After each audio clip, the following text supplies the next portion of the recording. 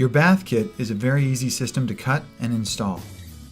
You can choose from a couple easy methods to cut your panels to fit your project.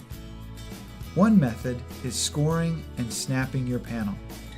Using a sharp razor or utility knife, you can score the panel from the top or image side. It might take 2 passes to get deep enough. Then snap off the unwanted portion as shown here.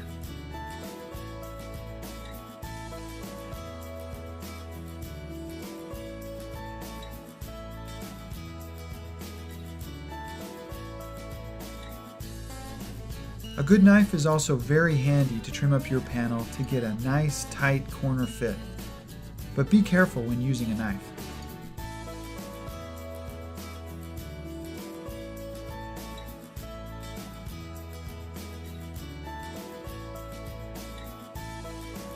My favorite method, however, is the use of a jigsaw to cut the panel. This is a very safe way to get the job done. A jigsaw blade with down direction cutting teeth will give you a nice clean cut. Either way you choose to cut your panel, you'll probably have a rough or wavy edge. You can clean up the cut edge of your panel by using a power plane or a belt sander. If you need to scribe the panel and trim just a little off, these tools are your best choice.